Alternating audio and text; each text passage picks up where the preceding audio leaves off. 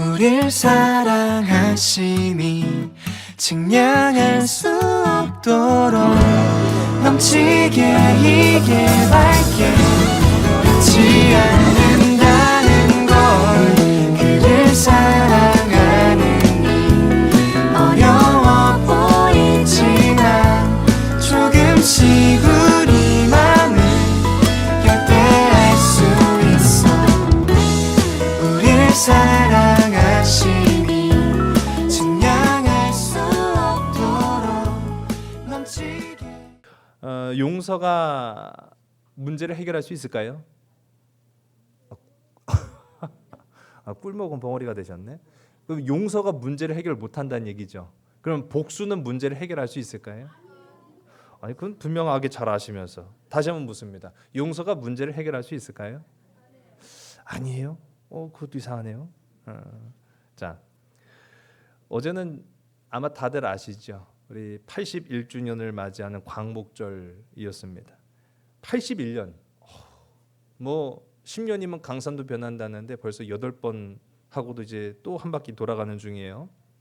81년이 지났지만 아직까지도 우리 한국과 일본, 한일 간의 과거사는 지금도 진행형입니다. 뭐 그렇다고 해서 용서해라 아니면 용서하지 말아라 뭐 그런 주문을 하는 것도 아니에요. 앞서도 제가 용서가 문제를 해결합니까? 라고 했을 때 주저주저 하셨죠. 하도 저한테 당한 게 많아가지고 제가 질문해갖고 잘못 괜히 대답했다. 아니거든요. 막 그렇게 하니까 그래요. 맞아요. 제가 지금 한일 간의 뭐 관계에 있어서 제가 뭐길래 용서를 해라 마라 그렇게 하겠습니까? 용서를 하냐 마냐는 오히려 우리가 이 성경적 관점으로 보면은 맞지 않을 수도 있어요. 물론 그리스도인으로서는 당연히 용서해야 합니다. 그런데 용서를 하더라도요 그런 경우가 있어요. 증오를 품고 원망을 안고 용서하는 것은 오히려 하나님의 뜻에 부합하는 것이 아니라는 거예요. 얼마든지 어린 아이들 제가 여러 차례 말씀드렸지만 조그만 꼬맹이들 막 지들끼리 막 치고받고 싸우잖아요. 그러면 강제로 화해를 시켜요. 야, 니네 그만 싸우고 악수하고 화해. 그러면 걔들은요. 그래도 곧잘 뭐 방금 전까지 치고받고 싸우다가도 미안해 하고 서로 악수해요. 그리고 또 풀어지고 또 잘 놀아요. 다 큰 어른들한테 그만 싸우고 서로 손 붙잡고 악수하고 이제 잘 지내요. 그러면 시키니까 또 사람들이 보는 이목이 있으니까 손 붙잡고 악수는 하는지 몰라도 마음속에는요 아직 응어리진 분노, 원망, 미움이 풀어지지 않고 그냥 악수하는 경우도 있어요. 그런 용서는 그런 화해는 하나님의 뜻에 부합하거나 또 성경적이지 않다라는 걸 말씀을 드리는 거예요. 그러니 앞서 말씀드린 것처럼 용서가 문제를 해결하지 못할까요? 네, 그렇습니다. 진정한 용서가 아닐 수 있다라는 거죠. 그게 오늘 우리가 함께 읽은 말씀 속에 나타납니다. 이스라엘이 딱 그랬다라는 거예요. 우리 지난 시간에 좀 살펴보면은 레위인 한 사람의 어긋난 복수심에서 촉발된 전쟁, 내전이 일어납니다. 남과 싸우는 것도 이거는 생사가 오고 가는 큰 문제인데 집안 싸움이 벌어지게 된 거예요. 근데 이 집안 싸움으로 인해서 정말 큰 막대한 피해가 이루어진 것을 우리가 보죠. 이스라엘 연합군은 4만 명이 죽었습니다. 베냐민 한 지파를 콕 집어서 저놈들을 죽여야겠다라고 해서 시작된 전쟁이었잖아요. 그런데 이 베냐민 지파의 군사들은 26,100명이 죽었습니다. 숫자로만 치면은 이스라엘 연합군이 훨씬 더 많지만 이 베냐민 지파의 군사의 거의 대부분이었기 때문에 이스라엘 연합군의 승리로 끝나긴 했어요. 근데 여기에서 끝난 게 아니었죠. 여기서 끝난 게 아니었습니다.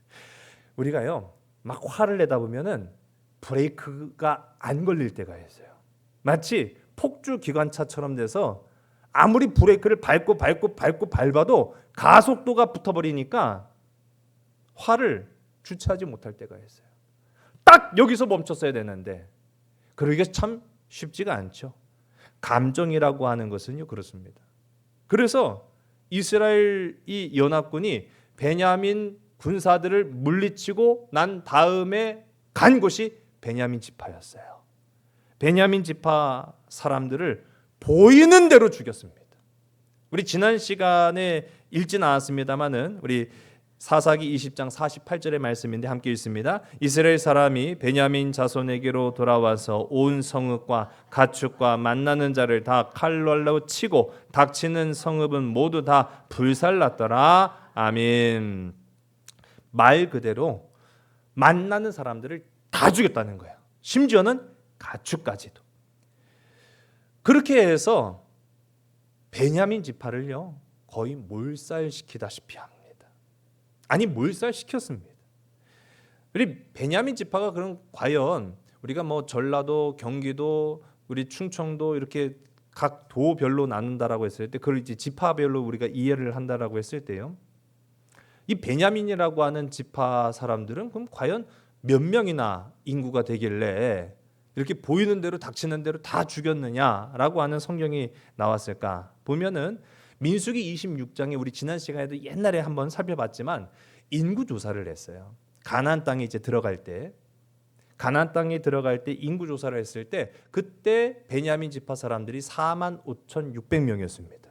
자, 45,600명이었는데 이번 그 전쟁, 내전이죠. 내전이 일어나면서 그때 죽은 군사의 숫자가 26,100명이었고 그리고 그 성읍에 사는 사람들, 베냐민 사람들 다 죽였다고 했어요.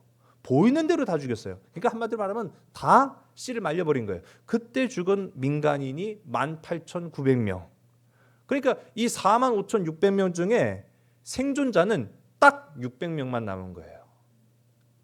600명만 남았다고요. 이건 비극이죠. 그런데 이 600명이 어떤 600명이냐라고 했더니 도망친 사람들이에요. 전쟁에 참여했다가 패전하고 도망친 군인들이었어요. 도망친 군인들 600명. 그러니까 이 생존한 베냐민 지파 사람들 중에는 누가 없는 거예요? 그렇죠. 여자가 없는 거예요. 남자만 딸랑 600명 딱 남은 거죠. 자, 그런 상태로 오늘 우리가 함께 읽은 말씀이 시작되는데 참 이렇게만 딱 숫자로 놓고 봐도 이거는 비극 중에 이런 비극이 세상에 어디 있습니까? 그런데 오늘 그렇게까지 가혹하게 이 이스라엘 사람들이 베냐민을 학살을 했는데 여기에서 끝나지 않았어요. 미스바에 모입니다. 그리고 지난 시간에 말씀드린 것처럼 미스바는 기도하는 장소예요. 하나님 앞에 기도하는, 그래서 하나님과 소통하고 하나님의 마음을 우리가 알아가고 하나님의 뜻대로 살겠다고 결단하는 장소가 미스바라고 하는 곳인데 이곳에 모인 사람들이 이 맹세를 하는 것으로 오늘 본문의 말씀이 시작을 합니다. 우리 1절의 말씀인데 함께 읽습니다. 이스라엘 사람들이 미스바에서 맹세하여 이르기를 우리 중에 누구든지 딸을 베냐민 사람에게 아내로 주지 아니하리라 하였더라. 아멘. 보세요. 무슨 억하심정인지 이 이스라엘 12지파 중에 지금 한 지파인 베냐민이 완전히 사라질 마당에 베냐민을 향해서 저주를 퍼붓듯이 지금 기도를 하고 있다라는 거예요. 그 남은 그리고 600명밖에 남지 않은 이 패잔병들한테 우리는 딸을 주지 않겠다. 딸을 주지 않겠다라고 하는 그 말은 어떤 말이 의미겠습니까? 아주 그냥 그대로 멸망시켜버리겠다는 얘기예요. 그런데 이후에 우리가 함께 읽어본 2절과 3절의 말씀 보면 이건 뭔가 앞뒤가 안 맞는 얘기를 하고 있어요.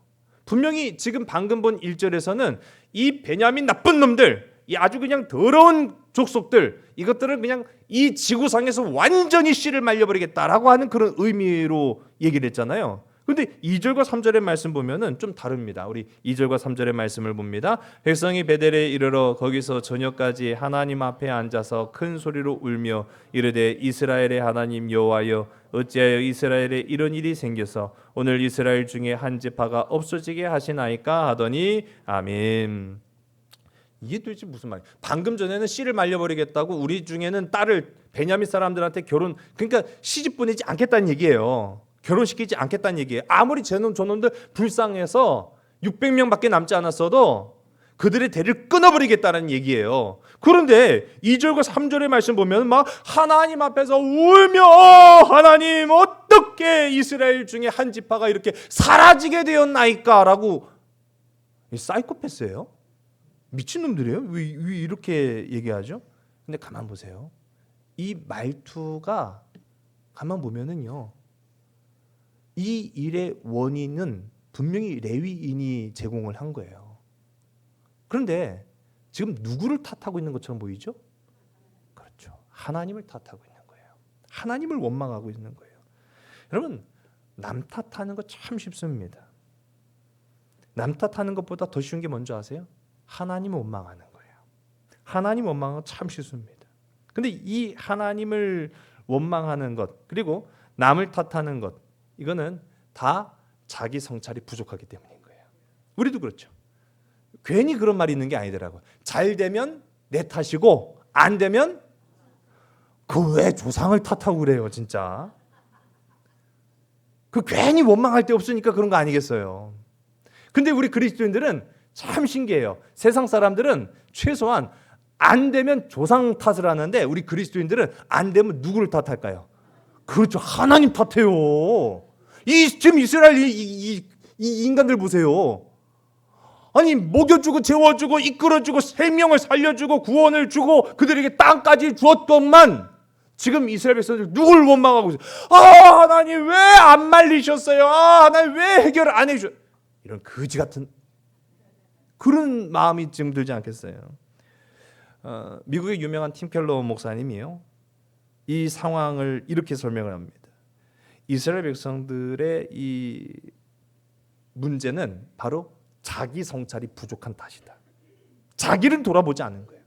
자기는 돌아보지 않고 자꾸만 남 탓하는 거예요. 왜? 남 탓은 참 쉬워요. 남 탓은 편해요. 그 남 탓하다가 그거 안 되면 결국은 누구에게까지 손가락질합니까? 하나님한테까지 손가락질하는 거예요.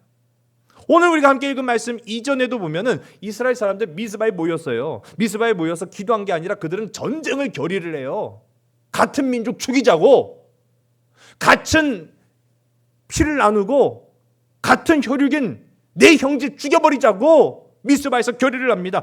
미스바에서 기도한 것이 아니라 미스바에서 사람 죽이자고, 내 형제 죽이자고 맹세를 합니다. 베냐민을 학살한 것들은 자기인데, 아니 베냐민 누가 죽였어요? 자기들이 죽였잖아요. 베냐민 죽인 건 자기인데 그 잘못은 하나님 앞에 돌리기 바빴다라는 거예요. 지금 이스라엘은 도무지 이 문제 해결책을 못 찾고 그냥 겁만 맴돌고 있어요. 왜 그렇겠습니까? 자기 성찰이 없다는 거예요. 자기 성찰이 없어요.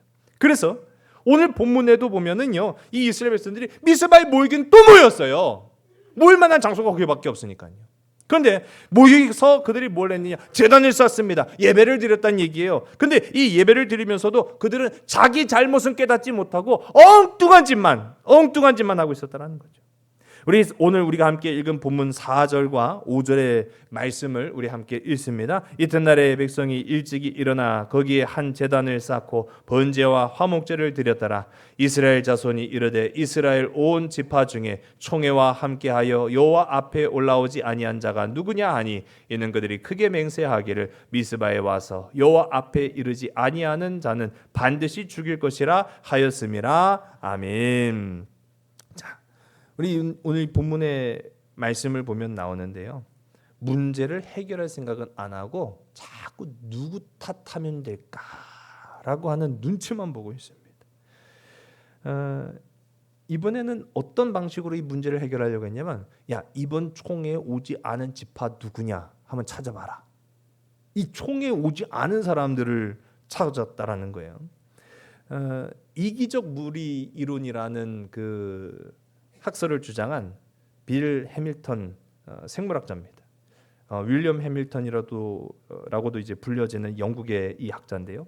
이분이 이기적 무리 이론이라고 하는 그 이론을 발표를 했는데, 우리가 화면상에 보시면은 동물들, 초식 동물을 육식 동물이 잡아서 잡는 장면들은 우리한테 참 익숙한 그런 장면이잖아요.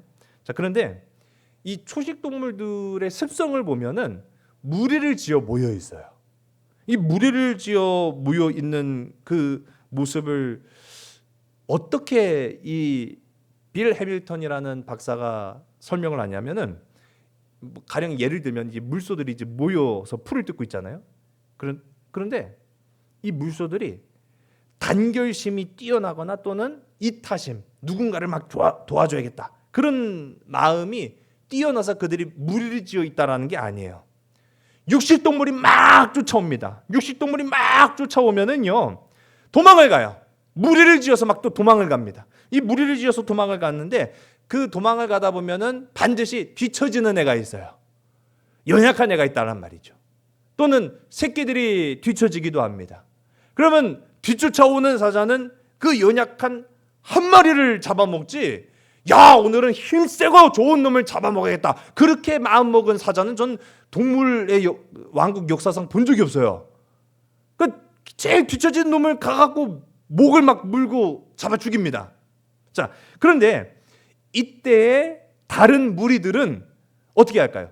와서, 야 임마, 그 우리 동생이야, 내 우리 새끼야, 우리 다친 내 형제야, 그렇게 해갖고 막 도망가던 무리들이 다시 되돌아가갖고 도와주는 경우를 못 봤죠? 예, 저도 거의 못 본 것 같아요. 예.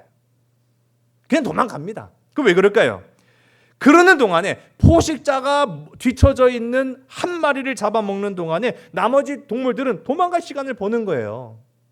이거를 이 빌 해밀턴 박사가, 이 무리는 이타심이 많아서가 아니라, 이타심이 많고 남을 배려해 줄 알고 우리가 평소 단결하고 야 힘을 내서 우리가 으쌰으쌰 하자라고 해서 무리를 짓는 게 아니라, 그 무리 중에 한 마리만 희생하면 나머지가 살 수 있다는 거예요.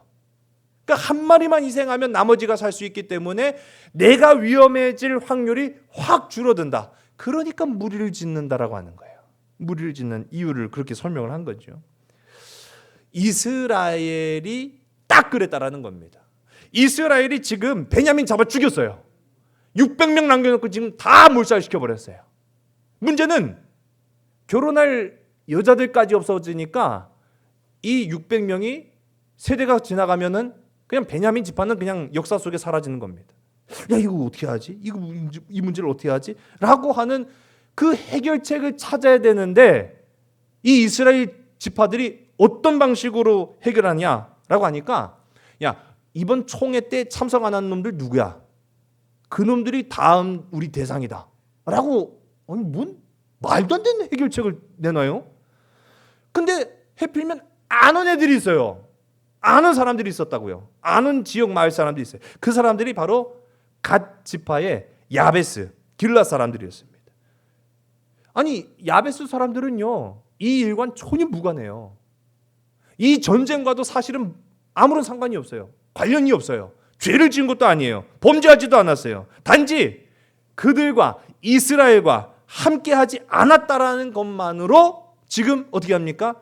그 다음 대상은 니들이다 라고 콕 집은 거예요. 완전히 이기적 무리 이론에 딱 적합한 거죠. 한 놈만 희생시키자, 한 놈만 걸려라. 좀 이 상황이 심각한 것이요, 잘 생각해 보면은 결국은 내 손 잘라서 뭘 해보겠다는 그런 심산이잖아요. 여러분, 지금 이스라엘이 해결하는 방식들을 보면은 하나님의 뜻, 하나님의 마음보다는 우리라고 하는 이 집단을 더 우위에 두고 있다는 거예요.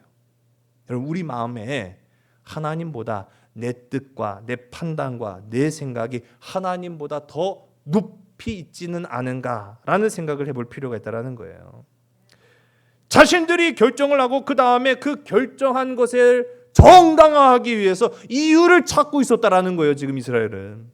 그것이 지금 이제 사사기 역사가가 이스라엘이 하나님을 떠나 스스로 왕이 된 결과가 봐라, 이거다. 엉망진창이라는 거예요. 지금 방금 전에도 우리가 본문을 읽었습니다마는 이스라엘이요, 베냐민을 위해서 눈물을 흘리면서 뉘우쳤다라고 말하지만 결과를 보세요. 전혀 뉘우친 것 같지 않잖아요. 베냐민 지파의 존속을 위해서 신부감 내가 찾아줄게 라고 이렇게 이야기하면서도 야 근데 우리 딸들은 줄 수가 없어. 이게 뭔 말이에요 도대체. 우리가 신부감을 찾아줄게. 니들 그대로 두면 다 죽잖아. 멸망하잖아. 그러니까 신부감은 찾아주는데 우리 딸들은 줄 수 없다. 누구를 찾아줘야 되나 하다 보니까 뭐 하나라도 지금 걸려라 라고 했는데 그게 걸린 게 길르앗 야베스 사람이었죠. 오늘 우리 함께 읽지 않았습니다만 10절의 말씀을 함께 읽습니다. 회중이 큰 용사 12,000명을 그리로 보내며 그들에게 명령하여 이르되 가서 야베스 길르앗 주민과 부녀와 어린아이를 칼날로 치라. 와, 이게 너무 심각한 얘기 아니에요. 예. 구원받은 자의 모습을 우리가 다시 한번 생각해 봐야 됩니다. 오늘 저와 여러분 구원받은 자로 살아가기를 주의 이름 간절히 소원합니다. 전에도 제가 말씀한 것처럼 여러분 구원은 우리 최종 목적지가 아니에요. 우리는요 구원으로부터 시작하는 거예요. 이 땅에서의 삶에서 구원받은 자로서 주님의 부르심을 입을 때까지 구원받은 자로서의 그 걸음으로 시작하는 거지. 마지막에 구원받으면 되지 뭐. 마지막에 예수 믿으면 되지 뭐. 안 돼요.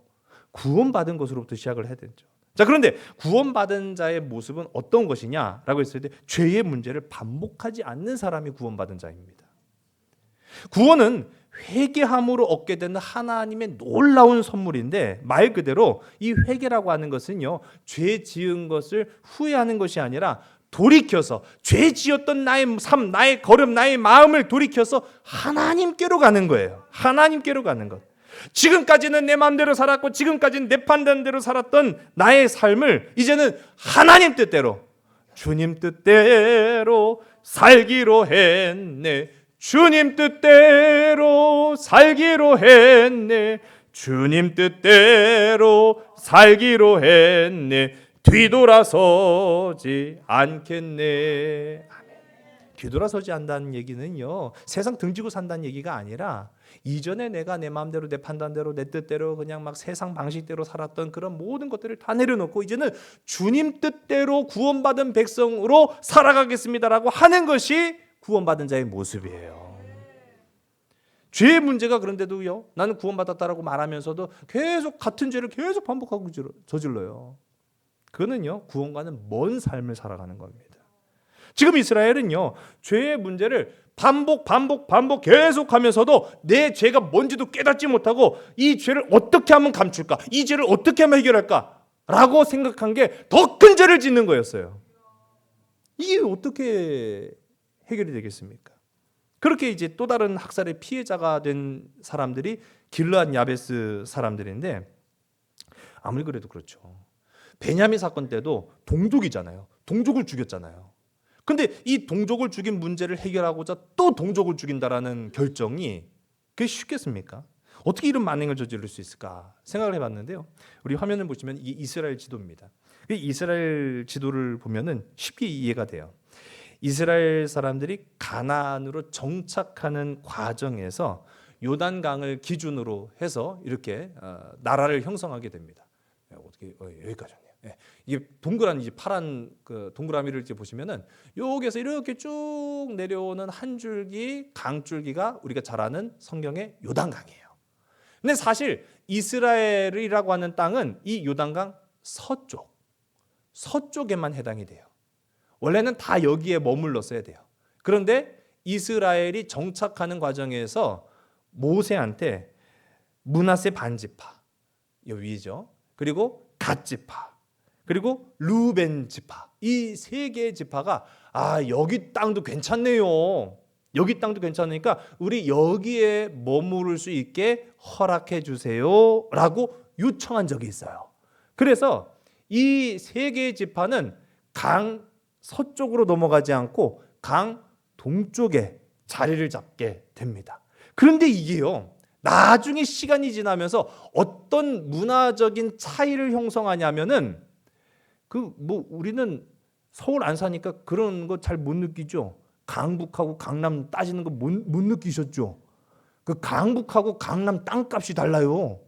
제가 고향에 갔다가 제가 지난번에도 한번 새벽에 말씀드렸던 것 같은데 고향에 갔다가 여의도 지나서 이제 그 서울 쪽으로 들어갔는데 그 땅값 얘기 듣고 깜짝 놀랐어요. 이건 뭐 하늘과 땅 차이예요.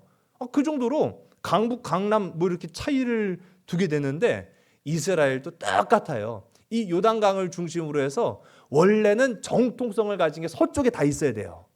그 서쪽에 있는 사람들끼리 다 헤쳐먹어. 사실은 이 동쪽에 있는 사람들한테는 기회도 잘 안 주고요. 별로 이렇게 좀 대우하는 것도 좀 적어요. 그런데 해필면 이 미스바에 모이지 않은 한 지파 사람들이 바로 여기 강 동쪽에 위치한 길르앗 야베스 사람들이었어요. 그러다 보니까 어떻게 보면 야, 그놈들 내가 평소에 보니까 별로 마음에 안 들었어. 이참에 한번 걔네들도 좀 혼쭐을 내자. 그런 마음이 들지 않았겠어요? 아니 어떻게 뭐 그렇게까지는 안 해도 동족을 죽이는 데 있어서 이렇게 쉽게 결정을 했을까라는 마음이 든 거죠. 우리라고 하는 느낌보다는 조금이라도 멀고 조금이라도 건너편에 있다라고 하면 남이라고 느끼는 그 감정이 강했다라는 거예요. 결국 우리를 지키기 위해서 남을 희생시키는 이기적 집단의 특성이 이때도 발현되기 시작합니다. 여러분, 이 원리는요, 우리의 삶에 멀지 않습니다. 굉장히 가깝게 있다라는 거예요. 뭐 정치 얘기하면 발끈하시는 분들 계실지 모르겠는데, 우리 가끔 이제 정치 얘기를 좀 금지하는 경우가 있죠. 가족 안에서. 저는 물론 이번 지난주 제가 휴가를 지냈습니다만은 그 금기시된 게 있어요. 그 가족들끼리 모이면은 정치 얘기는 가급적이면 안 합니다.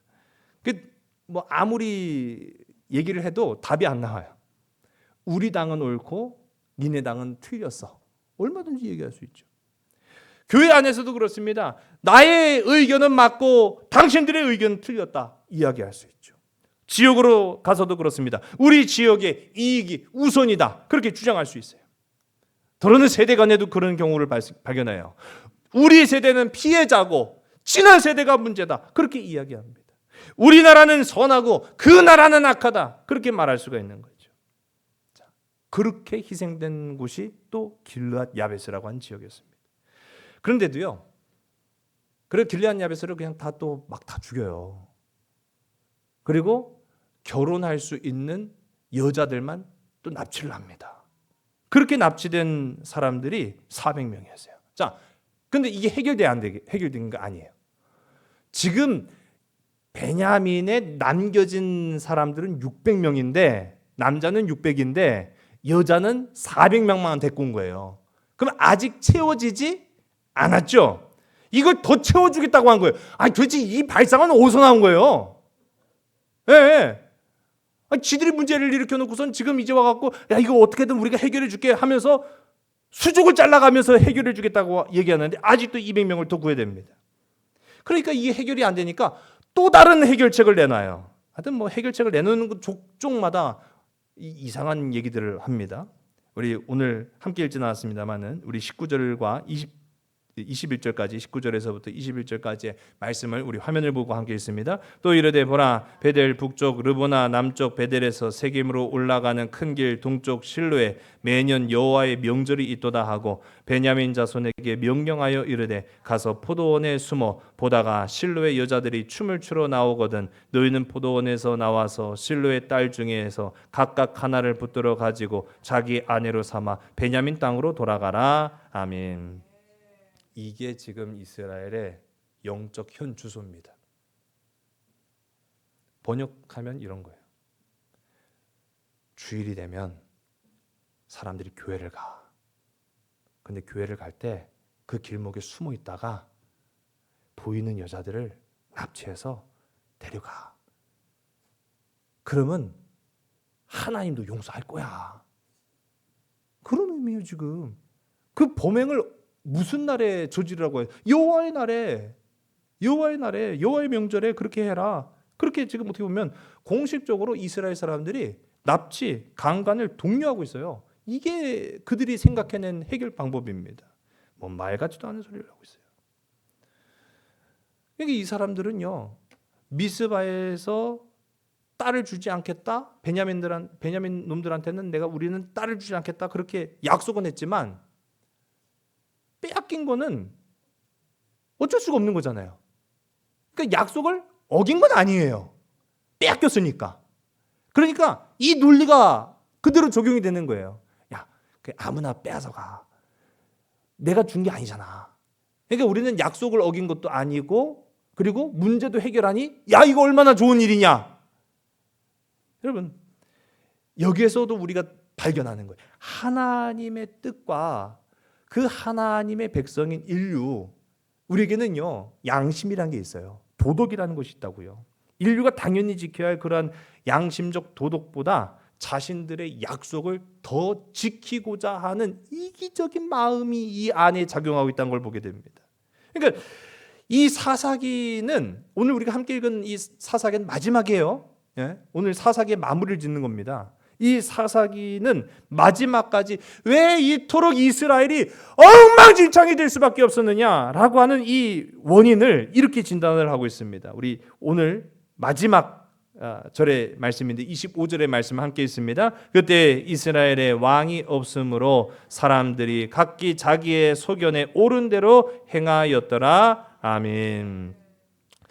그러니까 한마디로 말하면요, 하나님 중심이 아닌 세상이 어떻게 돌아가는지를 보여주는 게 지금 사사기의 이 적나라한 현주소라는 거예요.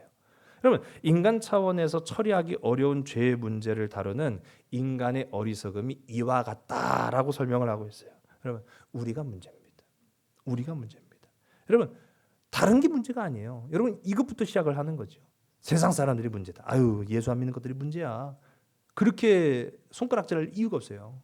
우리 한번 가슴 아프지만 이렇게 고백합시다. 내가 문제였습니다. 여러분, 여기서부터 출발을 해야 된다는 거예요. 이 사사기는.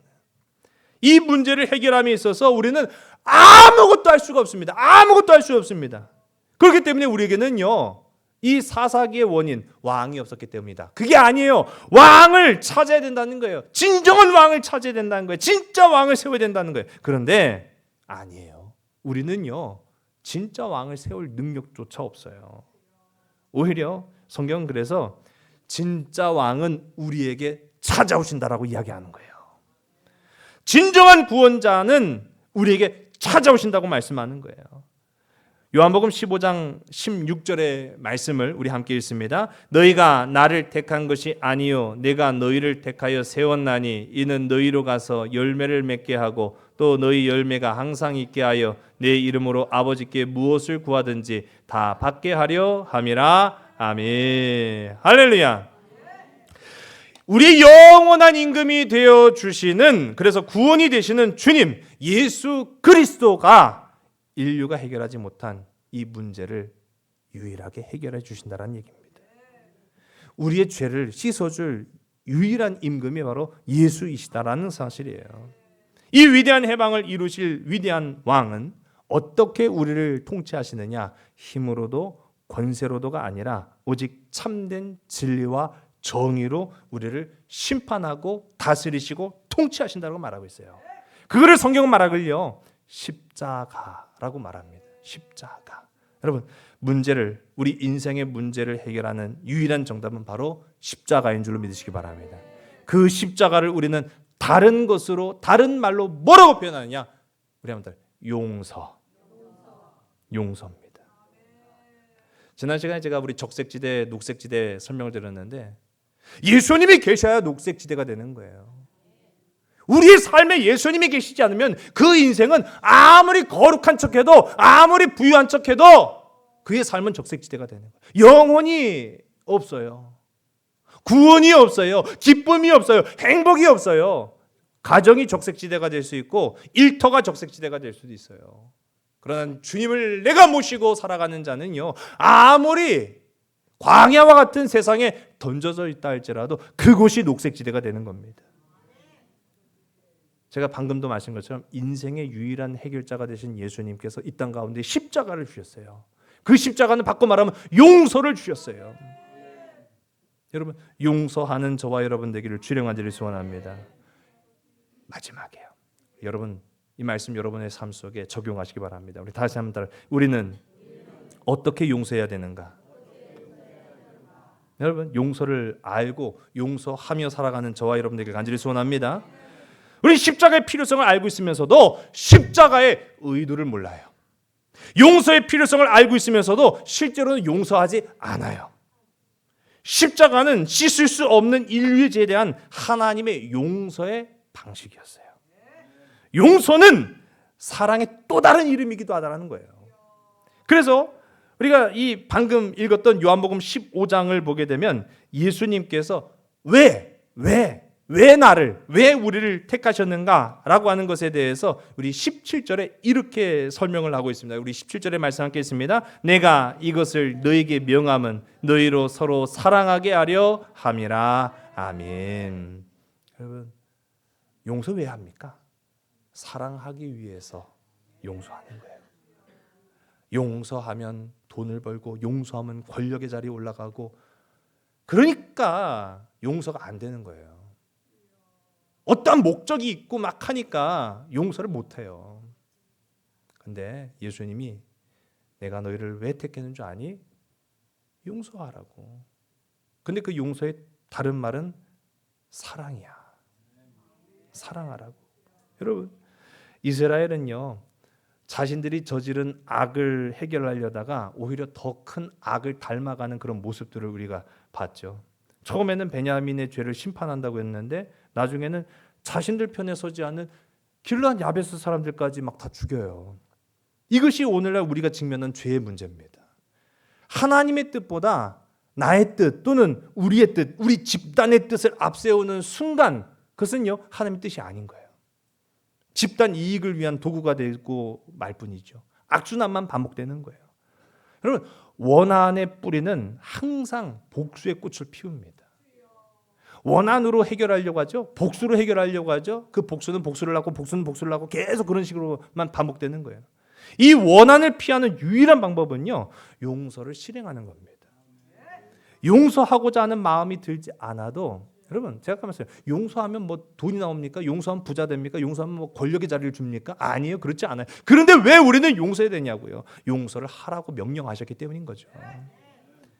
만일 예수님이 불의한 재판관과 로마의 압제 앞에, 야, 이것들을 내가 가만두면 안 되겠네, 내가 천군 천사를 내려서 이것들을 다 싹 해결해 주겠다라고 하셨다라고 한다면, 뭐 물론 당장의 문제는 해결됐을지 몰라요. 그런데 우리가 잘 아는 것처럼 복음이 세계로 뻗어나가기는 어려웠겠죠.